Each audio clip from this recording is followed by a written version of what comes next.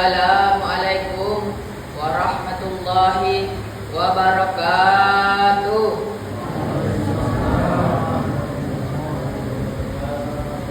Perkenalkan, nama saya Dirga Alberfida dari sekolah MTS Husnul Khatimah. Bismillahirrahmanirrahim. Assalatu wassalamu ala asyrafil anbiya'i wal mursalin wa ala alihi wa sahbihi ajma'in, amma ba'd.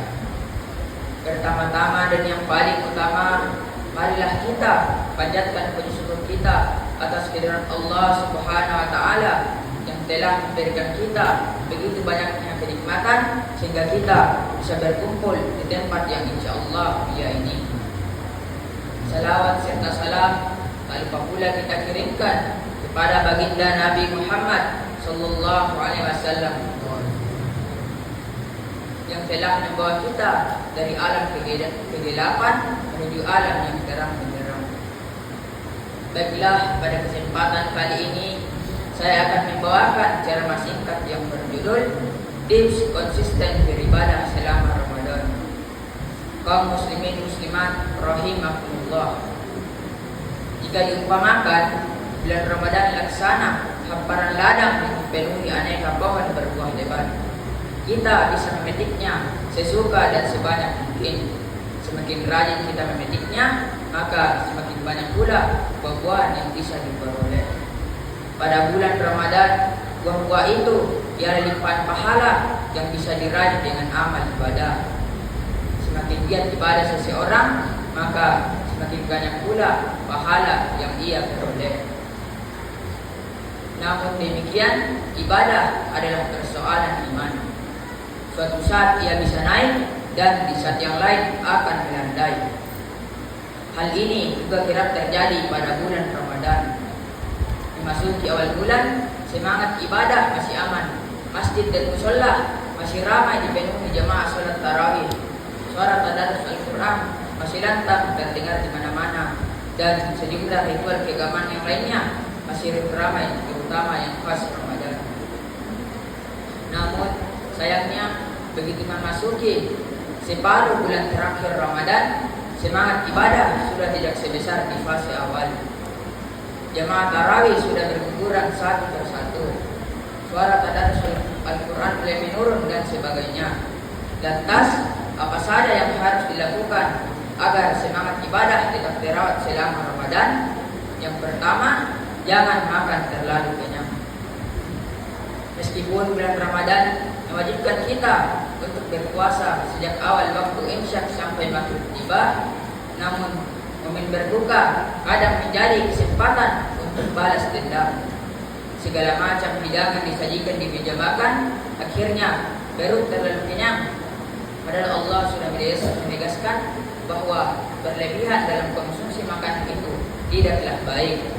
Dalam Al-Quran disebutkan, A'udzubillahi minasyaitonirrajim, Ya bani Adam khudhu zinatakum inda kulli masjidin. Wahai anak Adam, pakailah pakaian yang indah setiap memasuki masjid.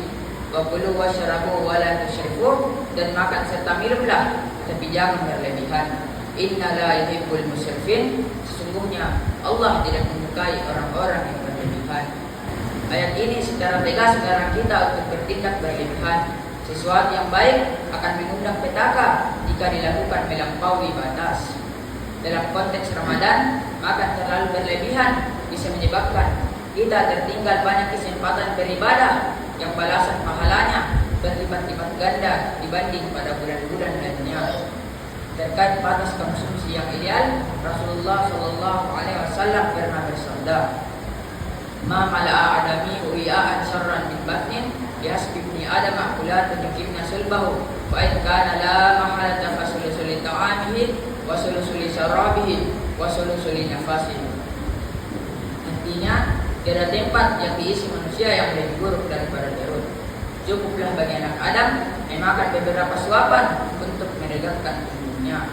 Namun, jika ia harus melebihinya, hendaknya sepertiga perutnya diisi dengan makanan, sepertiga untuk minuman, dan sepertiga lagi untuk bernapas. Hadis riwayat At-Tirmidzi.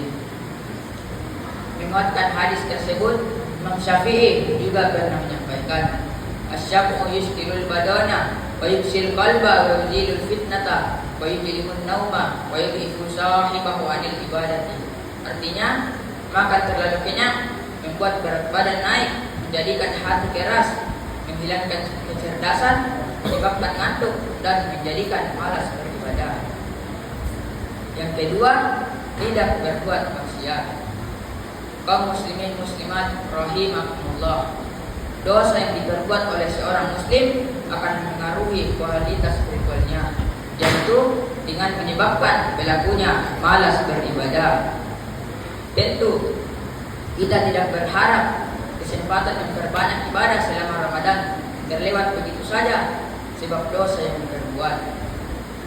Terkait dengan hal ini, Ibnu Abbas pernah berkata, Sesungguhnya pada kebaikan terdapat cahaya pada hati, kelapangan dan rezeki, kekuatan pada badan, dan kecintaan pada hati makhluk.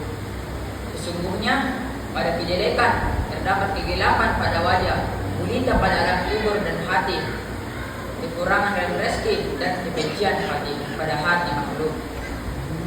Yang ketiga, tidak berlebih-lebihan dalam beribadah. Segala hal yang berlebihan itu tidak baik, meskipun dalam hal beribadah. Dalam melakukan amalan-amalan sunnah selama Ramadan, kita harus melakukannya secara proporsional dengan mengukur sejauh mana kemampuan yang kita miliki. Jangan sampai karena terlalu banyak porsi ibadah yang dilakukan, akhirnya memberatkan diri sendiri sehingga merasa kapok untuk meneruskannya. Untuk itu, mari kita warnai bulan Ramadan ini dengan spirit ibadah yang terjaga sampai bulan suci berpamit.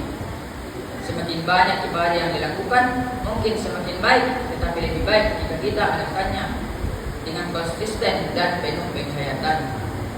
Demikianlah ceramah yang dapat saya sampaikan. Kurang dan lebihnya mohon dimaafkan. Mudah-mudahan bisa bermanfaat bagi kita semua.